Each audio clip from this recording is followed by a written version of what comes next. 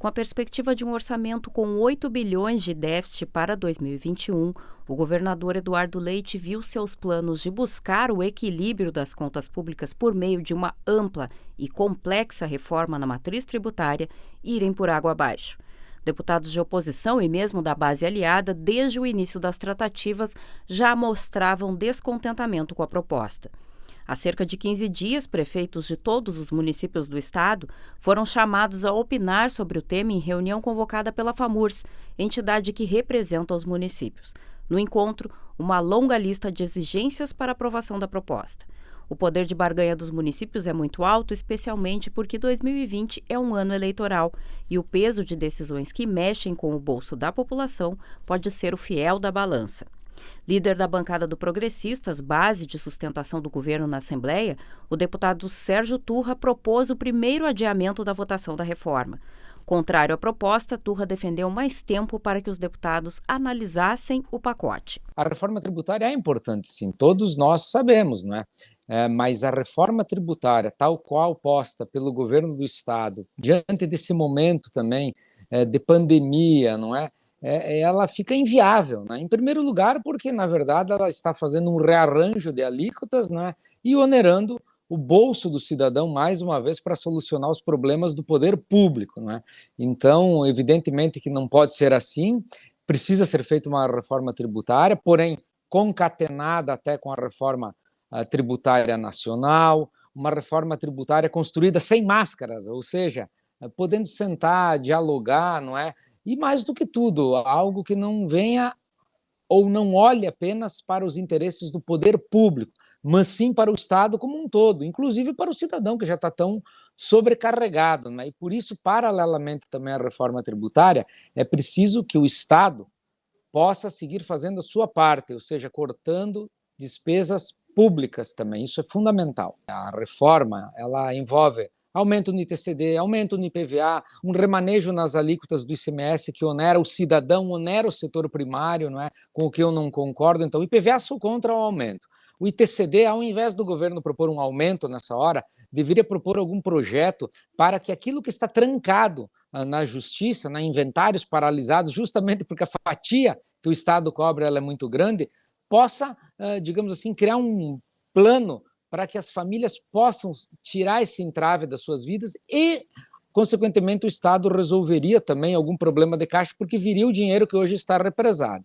E com relação ao ICMS, a contrariedade é quase que absoluta com a proposta que veio, né? Porque onera o setor primário, fica mais caro para o cidadão mais pobre fazer comida. Cesta básica, gás de cozinha, tudo isso fica aumentado. Então não é possível, hortifruti grangeiros, não é?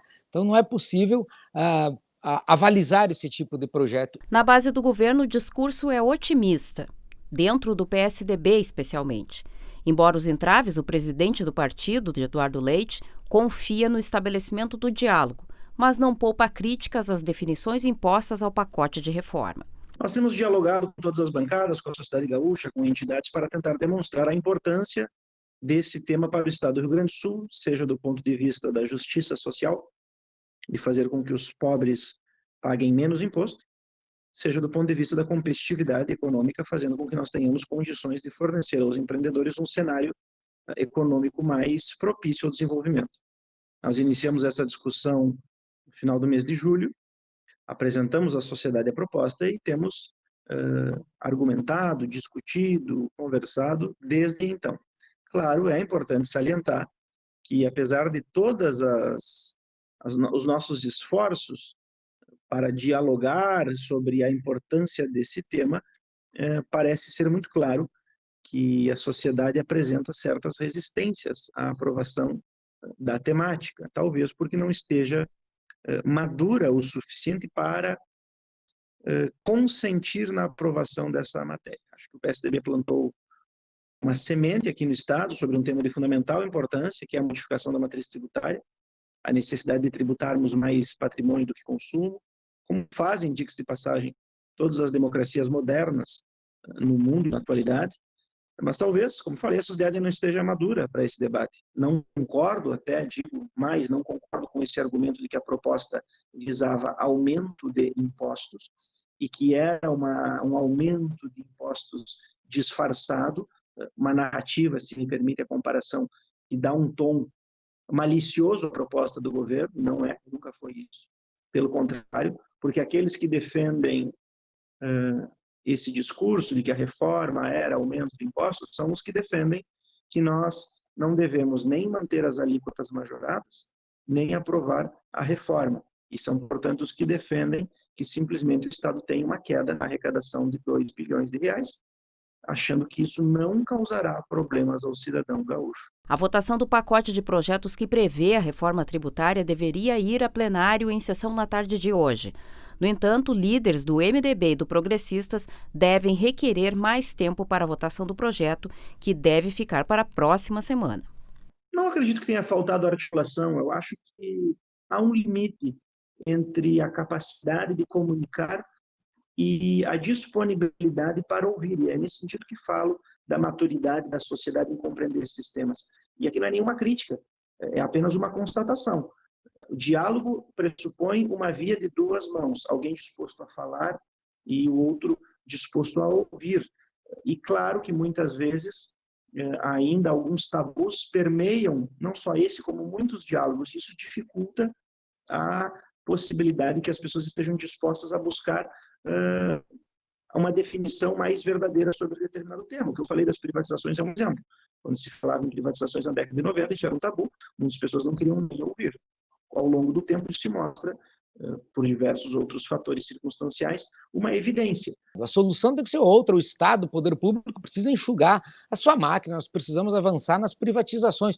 Por que é tabu falar de privatização e não é tabu falar de aumento de impostos? Não é? Eu acho que já saturou, o cidadão gaúcho não aguenta mais. Não é? Eu estou ouvindo as ruas também, não é? E vejo que é uma grita justa da população contra isso. Porque se por um lado o Estado não pode abrir mão da sua arrecadação, o cidadão não tem mais dinheiro para pagar, para contribuir. Esse lado precisa ser sopesado também. Então, eu acredito que o governador deveria encaminhar uma transição agora.